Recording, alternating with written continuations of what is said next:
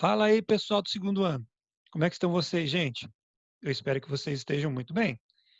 Então, vamos começar a falar agora sobre a Primeira República, ou República Velha, como ficou conhecido esse período de 1889 a 1930 aqui no nosso país.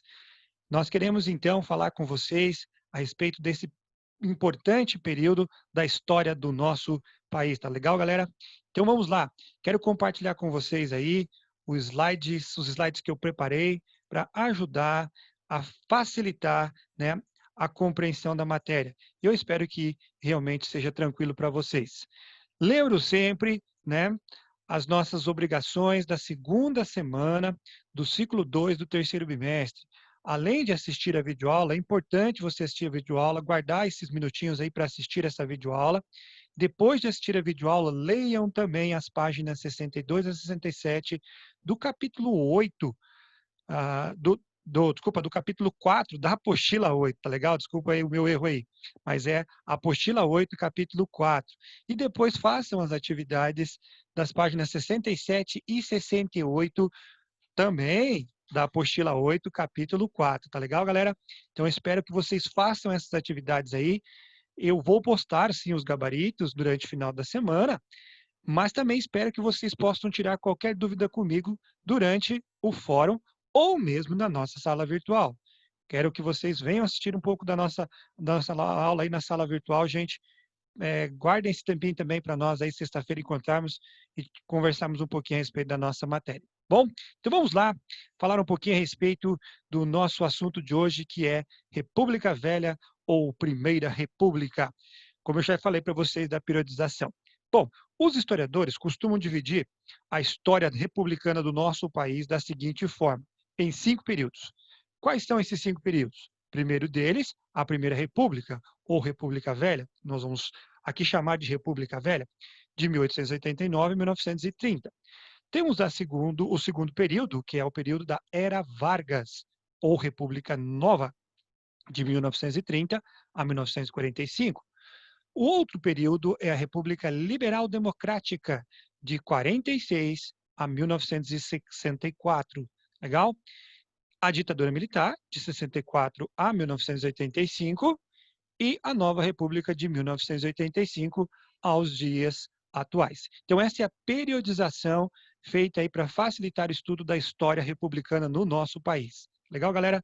Vamos então falar a respeito da República Velha mesmo, de fato aqui, mostrando alguns conceitos importantes para vocês. Primeiro, foi chamada também, essa República Velha, teve vários nomes. Ela foi chamada de República das Oligarquias. E a gente já vai entender por que República das Oligarquias. Oligarquia, lembrando a vocês, que é um governo de poucos, literalmente significa isso. E que poucos eram esses? O Brasil esteve sob o comando da elite da cafeicultora de São Paulo e também de produtora de leite de Minas Gerais, certo? Então, esses grupos, os grandes proprietários de terra dessas regiões, é que estiveram no comando do país durante esse período. Por isso foi chamado de República das Oligarquias. Mas nós vamos falar mais especificamente sobre isso na próxima aula. Tá legal, galera? Semana que vem a gente vai falar um pouquinho mais a respeito disso aí. Mas existem dois períodos principais aqui. O primeiro período, chamado de República da Espada, que é o da nossa aula de hoje. O assunto da nossa aula de hoje é a República da Espada, que foi governado por militares. É o período da história da nossa república que o Brasil foi governado por dois marechais, dois militares, Marechal Deodoro da Fonseca e Marechal Floriano Peixoto. Ficou conhecida como República da Espada justamente por causa disso, da liderança militar. Temos em segundo lugar a República do Café com Leite. Como falei, será da nossa próxima aula aí. Bom, é o período em que o Brasil vai sofrer uma alternância na governança, na liderança do Brasil, das elites de São Paulo e de Minas Gerais. São Paulo, os grandes produtores de café, e Minas, de leite. Por isso, né, nós sabemos ali o nome café com leite. Sabemos e estudamos que a República no Brasil, a proclamação da República, teve pouquíssima participação popular. Na verdade, quase nada, certo? Até nós vimos lá que o Aristide Lobo disse que o povo assistiu a tudo bestializado, como se eles estivessem assistindo a um desfile militar. Legal? Então é importante vocês relembrarem disso daqui. Esse momento, gente, de república aqui no Brasil, será um momento da consolidação das oligarquias no poder. Elas vão cada vez mais se estruturar e dentro do poder da política nacional, tá legal? E infelizmente até hoje nós temos muitos desses que estão no comando da nossa política, certo? A que nós chamamos de bancada rural, ela é muito forte ainda dentro do nosso Congresso. Vamos em frente então, galera. Vamos aí falar um pouquinho a respeito disso daí. A consolidação da República do Brasil vai exigir mudança, especialmente nos nossos ministérios que antes tinham durante o período do Império, né? Vai afastar aqueles políticos que estavam ligados à monarquia e também a família real, que vai ser expulsa do nosso país, evitando assim uma contra-revolução, vamos dizer assim, uma reação da monarquia dentro do nosso país, tá certo, gente?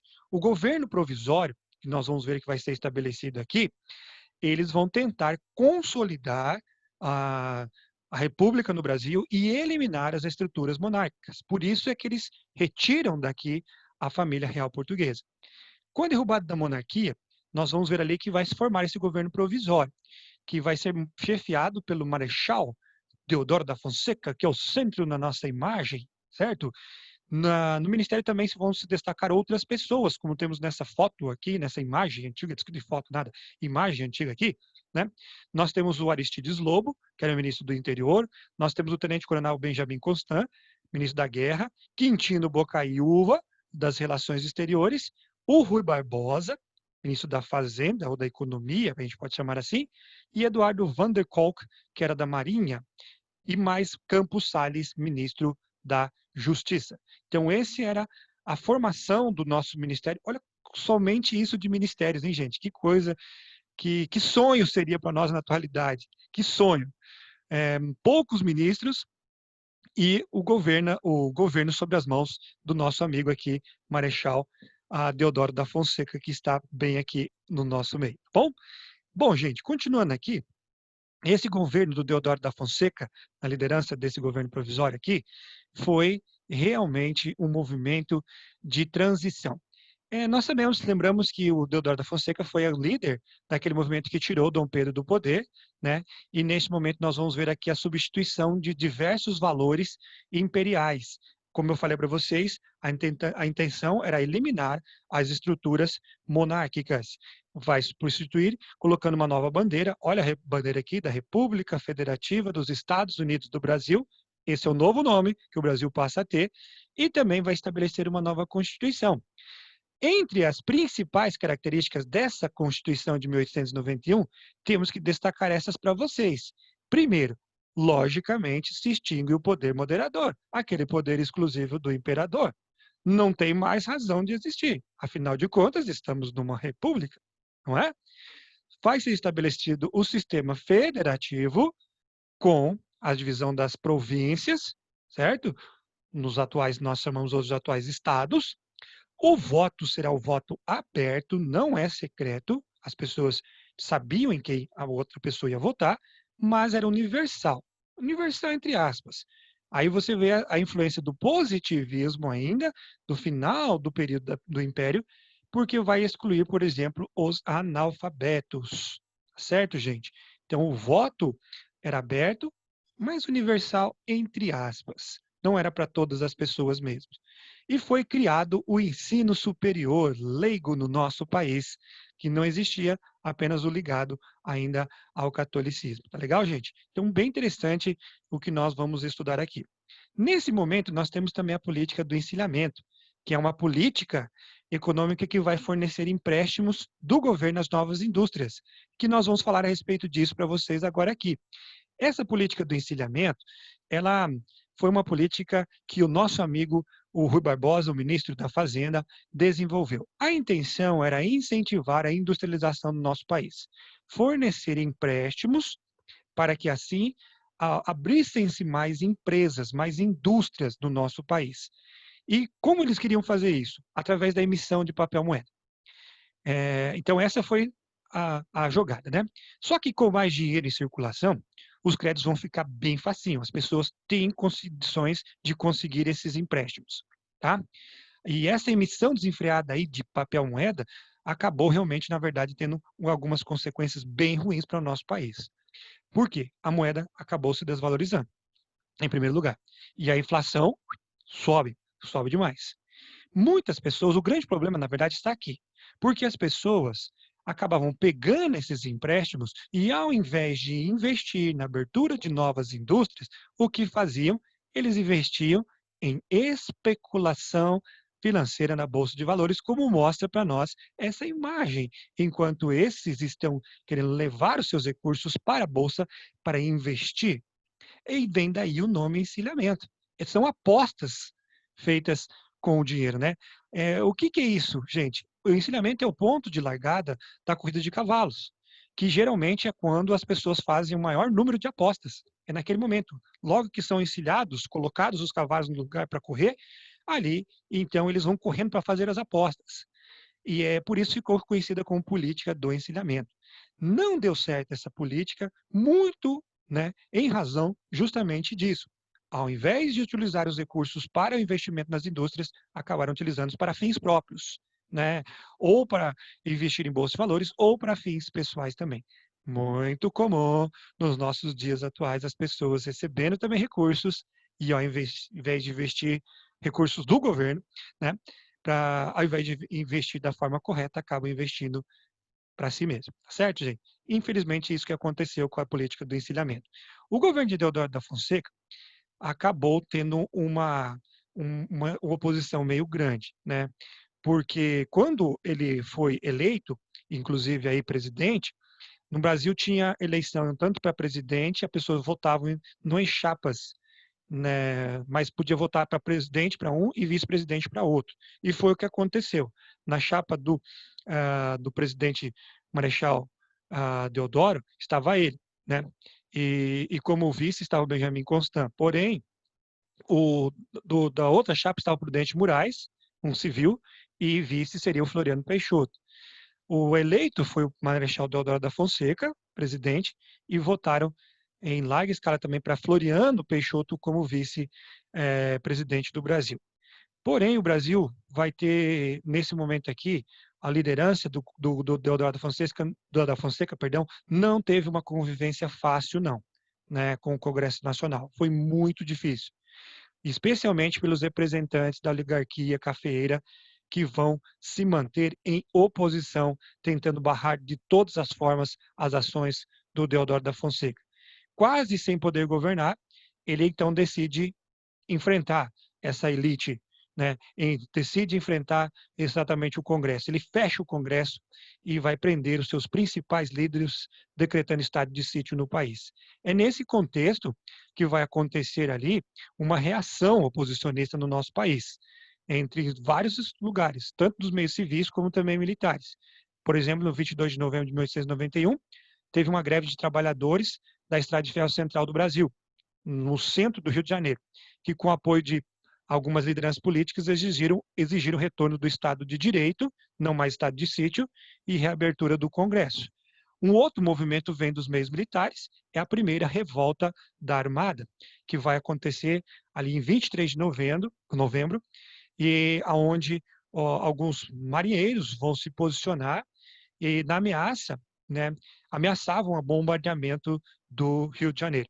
No mesmo dia, diante dessa guerra civil que parecia que se desenhava, Deodoro vai renunciar e o cargo vai ser ocupado pelo vice-presidente, o Floriano Peixoto. Legal, galera?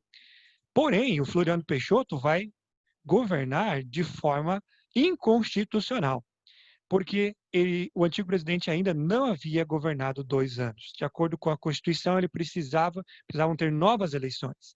Porém, foi esquecido isso praticamente e Floriano Peixoto vai assumir o governo. Devido às suas ações fortes, truculentas, ele ficou conhecido como Marechal de Ferro. No governo de Marechal Floriano Peixoto, que aconteceram 2 movimentos importantes. A segunda revolta da Armada, que teve o apoio lá dos velhos monarquistas, né? Os revoltosos, eles vão ameaçar bombardear novamente o centro do Rio de Janeiro, se o presidente não convocasse eleições presidenciais como ordenava a Constituição. Então, sob o comando do próprio presidente, do Floriano Peixoto, a revolta vai ser sufocada pelas tropas do Exército. E o outro movimento é a Revolta Federalista, que, na verdade, vai ser no Rio Grande do Sul, essa revolta aí, entre dois partidos, o Partido Republicano Gaúcho e o Partido Federalista. O Partido Republicano Gaúcho era liderado por Júlio Castilho e foi apoiado por Floriano Peixoto.